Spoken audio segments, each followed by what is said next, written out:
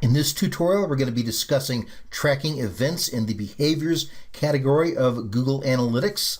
Events are things such as downloads from your site, outbound links to external sites, mail to links, which are email addresses, tel links, which are telephone addresses, and we'll get into all that in just a little bit. Step one, however, takes place not in Google Analytics, but in WordPress. When you put the tracking ID into your WordPress site, you also need to make sure that you have track events checked. So before we go any further, let's quickly go into WordPress and see how to do that.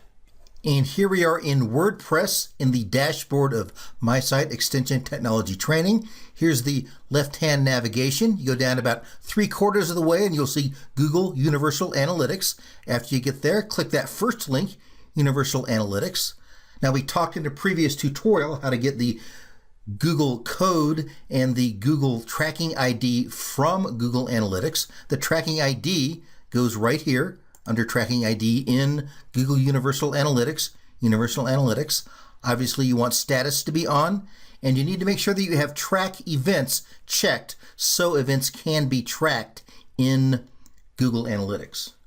And here we are in Google Analytics. We'll start with the site we were just on, my own WordPress computer app site, and then we'll move to the Office of Engagement site to look at some different metrics. For now, however, we're going to go to Behavior, Events, and Overview.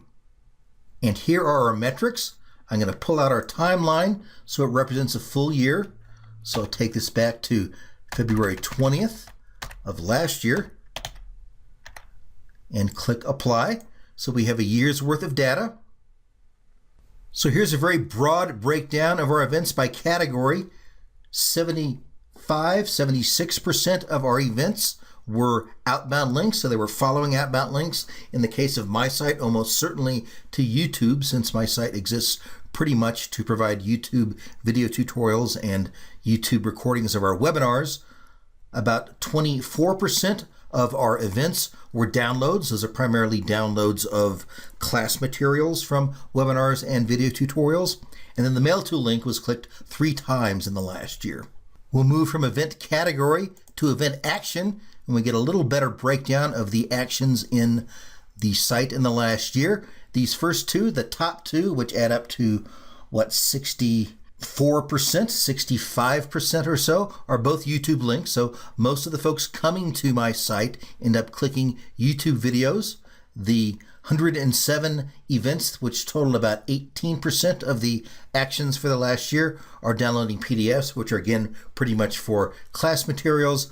We have 48 extension links that were followed, and the rest of these are fairly small numbers. We'll look at event label, and then we'll go look at the other site. We get less data from the event label than we do from event action. We can see that 25% of these events were labeled as watch events, so they were YouTube videos being followed. We see the slider template showing up 2nd, 3rd, and another slider template 6th. So that's obviously a popular download, as is the graphic standards and best practices, which is the most popular of all the PDFs being downloaded. Let's go look at the other site now, the Office of Engagement site, for a different set of events. We're in Google Analytics, the dashboard of a different site, the Office of Engagement sites. We'll again go to Behavior, again go to Events and Overview, and we'll set our date range. Analytics was enabled, I believe, on July 9th of last year. Apply. And with that said, we can see that this is a very different beast than the previous site we looked at, with 60% or so of the events happening being downloads, about 29% being outbound links that were clicked. The mail to links that lead you to an email address happened 51 times in the last 8 months or so, and telephone links, which I'll explain at the very end of today's lesson, happened about 20 times. If we go to event actions, we can see a better breakdown. There's a scholarship form right here that's quite popular.